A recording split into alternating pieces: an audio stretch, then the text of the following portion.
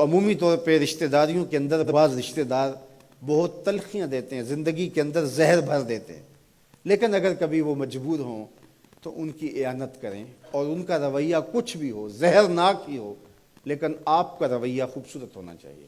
آپ مجھے اگر پوچھیں کہ سب سے بہترین صدقہ، سب سے افضل صدقہ کون سا ہے، تو سب سے افضل صدقہ جو مجبور ناراض رشتہ دار کو دیا جائے، جو رشتہ دار آپ کا شریک بن کے ہر جگہ پہ کھڑا ہوتا ہو، ہر خاندانی میٹنگ میں، ہر خاندانی ایونٹ میں آپ کے مخالف کھڑا ہوتا ہو، آپ کو نیچا دکھانے کی کوشش میں لگا رہتا ہو، اور کسی وجہ سے وہ کمزور پڑ جائے، مالی مشکلات میں مبتلا ہو جائے، اور آپ اس کی مدد کرنے کی پوزیشن میں ہوں، تو آپ کا نفس آپ کو کبھی بھی اس کی مدد کرنے پہ آمادہ نہیں کرے گا۔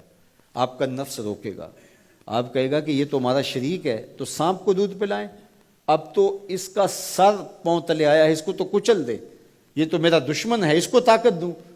نفس کبھی بھی نہیں چاہے گا کہ اپنے شریک دشمن کی مدد کی جائے، لیکن سب سے افضل صدقہ وہی ہے جو ناراض رشتہ دار کو دیا جائے، اس لیے کہ اس میں نفس شامل نہیں ہوگا، اور جس عمل میں آپ کا نفس شامل نہیں ہوتا اس عمل سے تمہارا رب راضی ہوتا ہے۔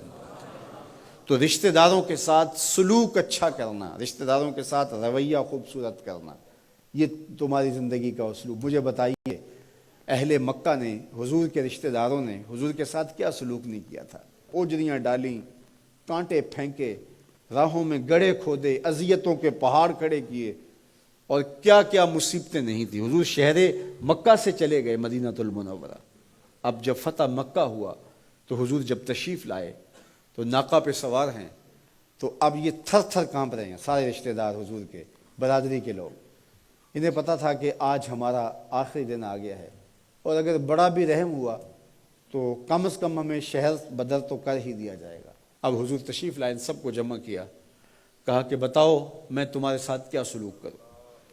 تو انہوں نے کہا کہ آپ کریم باپ کے کریم بیٹے ہیں، ہمیں آپ سے اچھے سلوک کی توقع ہے، اور ان کو توقع یہ تھی کہ ہمیں قتل نہ کیا جائے، شہر سے نکال دیا جائے۔ تو آقا کریم نے فرمایا اذهبوا انتم الطلقاء، جاؤ چلے جاؤ، میں تمہیں معاف کرتا ہوں۔ اور آج تم سے وہی کہتا ہوں جو حضرت یوسف علیہ السلام نے اپنے بھائیوں سے کہا تھا، لا تثریب علیکم اليوم، جاؤ چلے جاؤ، تم سارے آزاد ہو۔ اور حضور نے سب کو معاف کر دیا۔ معاشرے کے کمزور لوگوں کی حضور علیہ السلام مدد کرتے، ان کا بوجھ حضور اٹھا لیتے۔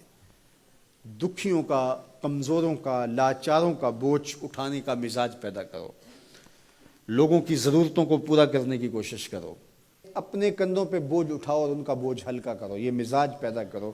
یہ تمہارے نبی علیہ السلام کی سنت ہے۔ وہ چاہے تمہارا دشمن ہی کیوں نہ ہو، لیکن اس کا بھی بوجھ کم کرو، اس کا بوجھ اپنے ذمہ لو۔ جس کا کوئی کمانے والا نہیں، معذور ہے، اپاہج ہے، لاچار ہے، زیادہ بچوں کا بوجھ ہے، اور ذرائع آمدن تھوڑے ہیں، تو آپ کثیر العیال لوگ ہیں جن کا کوئی مددگار نہیں ہے، آپ ان کی مدد کرتے ہیں، ان کے کام آتے ہیں، آپ ان کے لیے کمائی کرتے ہیں۔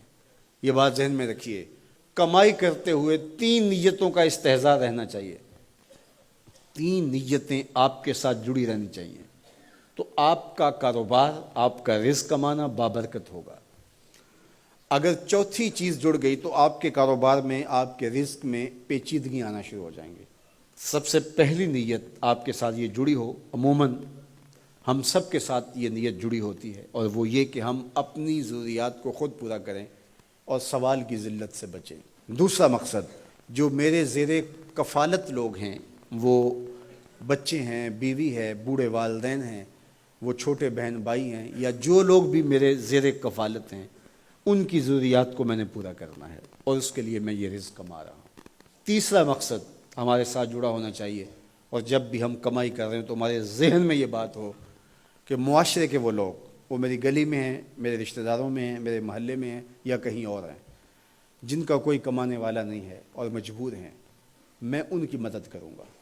اللہ مجھے اس کاروبار سے، اس وسیلہ رزق سے اتنا عطا کر دے کہ میں اپنے بچوں کی کفالت بھی کروں گا، اپنی ضرورت بھی پوری کروں گا، اپنے والدین کی خدمت بھی کروں گا، اور معاشرے کے ان کمزور لوگوں کی مدد بھی کروں گا۔